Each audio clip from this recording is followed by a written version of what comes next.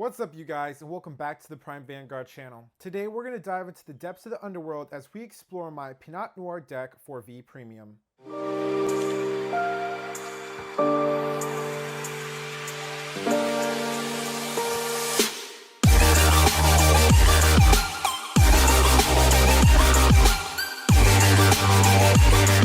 Alright, you guys, before we get into today's deck profile, please make sure to hit that subscribe button as well as notification bell. This way you guys are notified about whenever my new videos are coming out, deck profiles, discussions, test hands, etc. I'm very excited to showcase you guys everything new that I have coming out and the new plans I have for the channel, so I really want you to stay tuned. If your friends are thinking about playing Pinot Noir and you like today's deck profile, go ahead and share that with them. Don't forget to hit the like button as well if you guys enjoyed today's video and want to see more deck profiles just like this. Now, going into today's deck profile, this was a deck that I actually really have enjoyed for granblue in a very long time. For a long time, I was playing Cutlass, and even before, I guess you could say, he got replaced by Night Rose and that whole thing, I played all the decks for granblue. Played Night Rose Hybrid, Beatrice, and this is definitely been a deck that I really do enjoy because of its great synergy with all the generic support of granblue cards, as well as its interesting use of Protect 2 for this deck. Yes, this is a deck going into this profile that takes advantage of Protect 2 very well once I showcase to you the combination strategy between Pinot Noir and Pinot Blanc and their multi-attacks. This style of play takes advantage of the early game rush that granblue has to offer, controlling the mid game as well as getting stronger in the late game because of our Pinot Noir special effect. His ability to give us all these power-up and bonuses and Pinot Blanc giving us all these power-up and defenses creates the really good balance between this Legion pair. I don't want to spoil too much, you guys, so without further ado, let's go ahead and hop right onto this deck profile. Alright, you guys, let's get started. I'm playing 4 copies of Young Pirate Noble Pinot Noir. Pinot Noir is a newer card introduced to us through V Clan Collection Volume 2. He has 2 Vanguard abilities, the first one reading as, during your turn, all of your front row units get plus 5,000 power for every 3 trigger units in your drop zone, and on the Vanguard skill, once per turn, if Pirate Belle Pinot Blanc is placed in the rearguard circle during your turn, you Soul Blast 1, discard 2 cards from the top of your deck, and activate all the trigger effects of the discarded cards. So combined with Pinot Blanc, and once you see her effect, you'll understand how this deck synergizes so well. You essentially have a Vanguard that gives you quad drive, 4 drive checks, and then over time throughout the game, will get stronger with the additional 5,000 power to the front row for every 3 triggers we have in drop zone. Now, the thing that makes this card so good, and really underrated in my opinion, is the fact that because of his first skill and the synergy you have with Pinot Blanc, throughout any period in the game, this card gets better. In the early game, you already have access to granblue's amazing rush strategy with some of the other cards I already have in the deck that I want to showcase to you. But then in the mid game, because you have to survive your opponent's turn and you have to defend, obviously you're going to defend with your trigger units because they're your highest shield value, this card on your next turn will come back stronger. And throughout the late game, that's when this card reaches max potential because your entire front row could potentially have up to 15,000 power with only 9 triggers in drop zone just from you continuously defending over time. That was all for my grade 3s. Moving on to my grade 2s, of course I play 4 copies of Pirate Belle Pinot Blanc.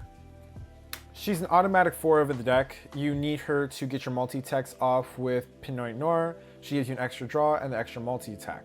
The important thing about this card is actually her second effect, which means that on our opponent's turn, and including ours, she can't be attacked, and she gets 5,000 power for every trigger unit in her drop zone. That's a really big deal, simply because she can be locked, retired, or bind, but unless you're playing against those specific matchups, then you really have nothing to worry about. And even if we do lose out on Pinot Blanc's can't be attacked clause, we're granblue. We can naturally just switch between Protect 1 or Protect 2, depending on the matches that we're playing against. If you're playing against one of those decks, obviously I'll go Protect 1 because you know that your Protect 2 is going to do any value for you. But her multi-attack and retiring her rear guard recycles your cards out, draws you a card, and it gets you an extra attack to your front row, on top of assisting you in getting the extra mills that you need. For my next grade 2, I played 1 copy of Jessie The Ghostie. Jessie The Ghostie in this deck is a tech slot. Sometimes if you have Pinot Blanc on the board and you don't have the counterblast or you don't have cards in your hand that you want to call over it to essentially recycle it for, or have any other way of recycling it, you can use Jessie, who's in the drop zone, retire the 2 cards in the field, call them out and get the extra counter charge so that your other card can call Pinot Blanc back to the field.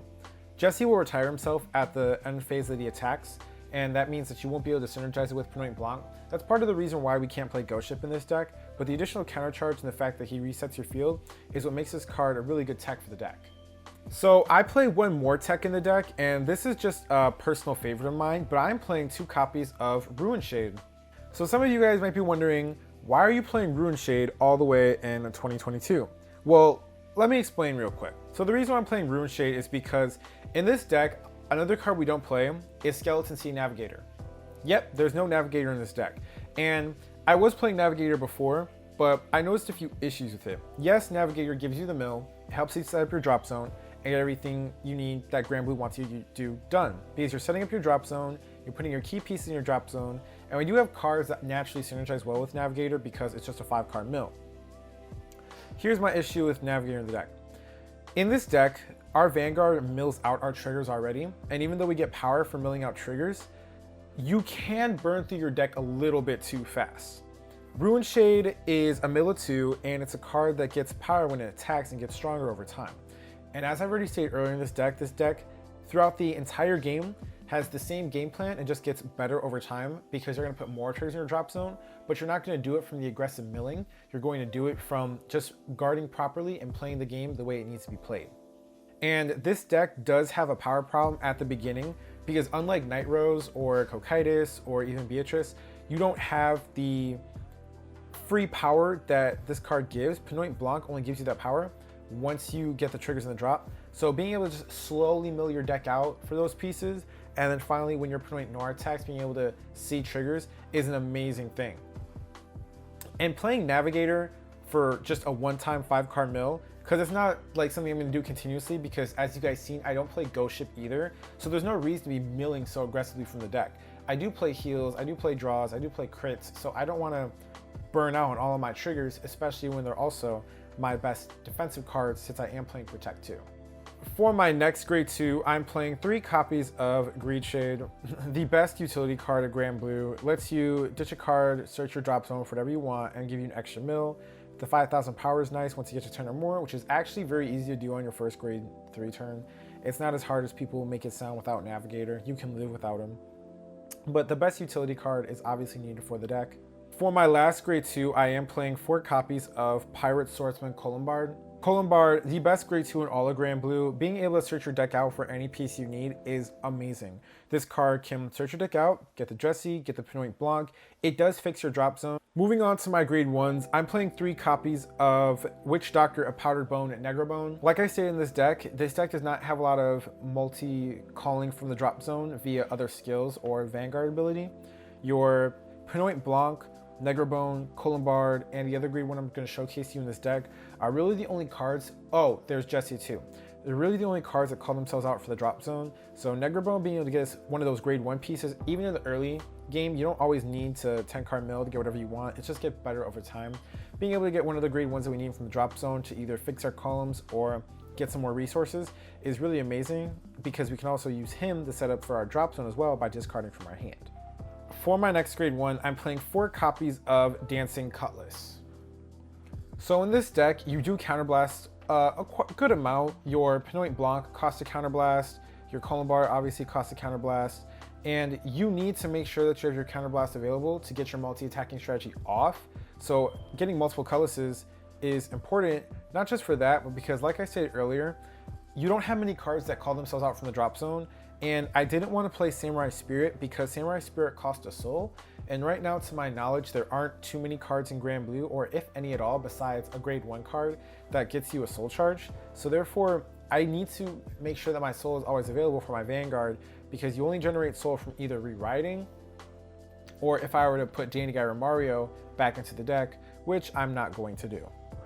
For my next grade 1, I play 4 copies of Tommy the Ghostie Brothers. In this deck, I only play 4 grade 3s, which is the Pinot Noir, so I need to make sure that I can see as soon as possible, so 4 Tommies is important.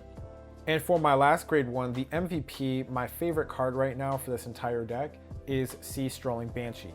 Strolling Banshee is a new card from V-Clan Collection Volume 2, but it's also the best card they gave us. She's an on-ride Vanguard circle.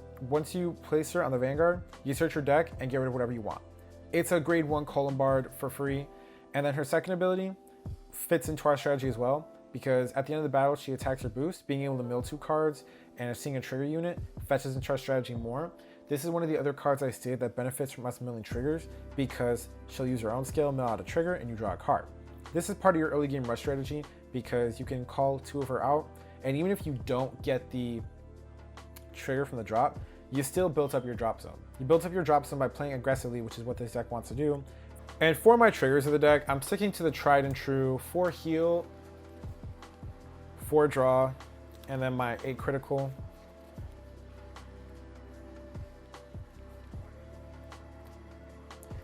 And my starter is 1 copy of Undying Departed.